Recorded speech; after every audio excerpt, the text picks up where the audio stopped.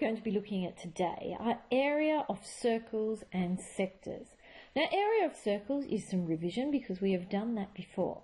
And the formula that you know from finding the area of a circle is area equals pi r squared. And we know it's area because area usually has units squared, and so my circle area formula has an r squared in it. Now, the other thing that we don't know, and we've never looked at before, is to find the area of part of a circle, and part of a circle is called a sector. So if you imagine you had your circle and it was cut up into a quarter of a circle, this part is called a sector. So what does that mean? Well, it's really a fraction of a circle that we're finding, which is what this theta over 360 is. Now, you know theta from when we did trig, and we said that that stood for an angle. So theta is my angle. So if I had part of a circle and I said to you the angle is 60 degrees, that part of the circle is 60 out of 360, and that would tell you what fraction of a circle I would have. And here, this pi r squared is simply that area formula that we have from up there. So it's what fraction of a circle times the area of a circle. So we just get the area of that part of the circle. So let's have a look at that in practice. Here are a couple of examples. Find the area of these circles correct to 2 decimal places. Well, we know that every time we get an area question, we write down the formula. So in this case, area equals pi r squared. And so that is going to be pi times my radius, which is 4 squared. And pi times 4 squared, if you get your calculators out, I think that's going to give you 50.26548, something along those lines. And then we need it correct to 2 decimal places, so that is approximately 50.27 meters squared. So let's have a look at this next one.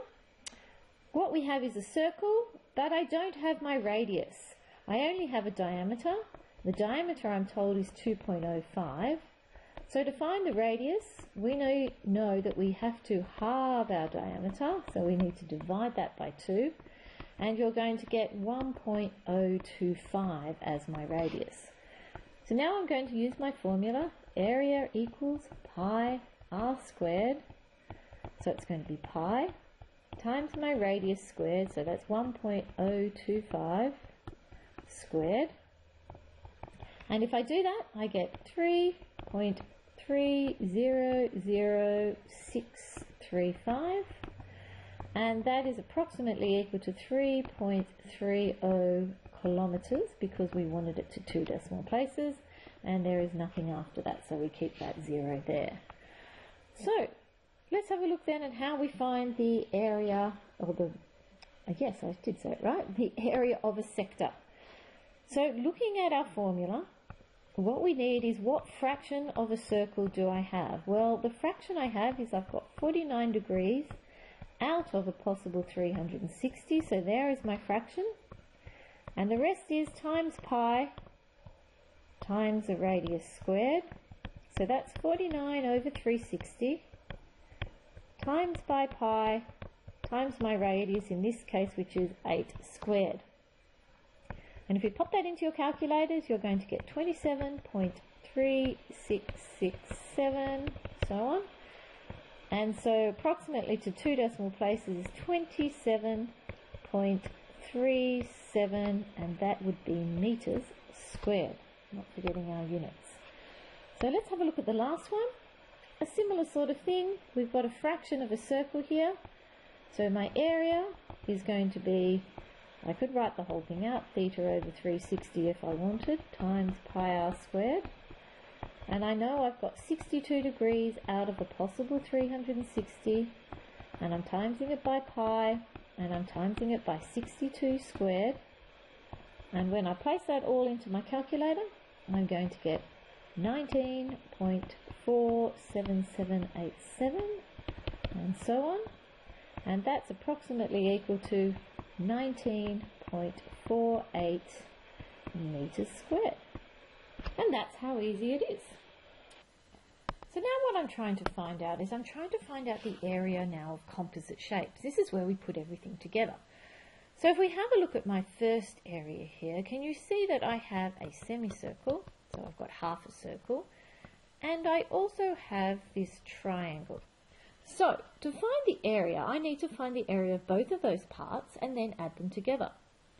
So let's find the area of the semicircle first. We know we've got half a circle, so I'm just finding half of pi r squared. So that's going to be a half times pi times, now the diameter is 4, so the radius must be half of that, which is 2. So 2 squared. I don't know why I wrote cubed. So if we pop that into our calculator, I'm pretty sure we get 6.2831 and so on. And what that's equal to 2 decimal places is 6.28 centimetres squared. Now to find the area of a triangle, well, we know from a couple of days ago that's a half times the base times the height.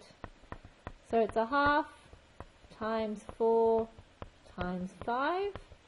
So 4 5s are 20 and half of that is 10. So I have 10 centimetres squared. So I need the total area, and this is all the working out you're going to have to put down. I'm just going to go underneath because I've run out of room. So that's 10 plus 6.28, which is 16.28 centimetres squared. And that was nice and easy. So let's have a look at what I have here. Now when you see a dotted line, you should be understanding that that is part of this shape, but this shape is a rectangle and it's had a semicircle taken out of it. So that's what that dotted line is meaning to me. So that means we need to find this whole inside area here. Now because you've had a piece taken away, what we could do is we can find the area of our big rectangle, find the area of my semicircle and take the two numbers away. So let's have a look at that. Let's find the area of my rectangle first. Area of the rectangle is length times breadth, and that must be 10 times 13. So 10 times 13, which gives you 130 metres squared. And then I'm going to find the area of my semicircle. So it's half a circle, so it's half pi r squared. So that's a half times pi. Now remember, this is a diameter, so we only want half of it. So I want half of 13, and half of 13 is 6.5. So it's times 6.5 squared. And if you put that into your calculator, I'm pretty sure you get 66.3661 and so on. So now if we're trying to find the total area, the total area is going to be the area of our rectangle, which is the largest number. Take away the area of my semicircle, and you can probably keep this in your calculator and then do 130, take away your answer key. And what you end up with is, I'm pretty sure you end up with 63.63 metres squared. So I hope you understand, and I'll see you all later.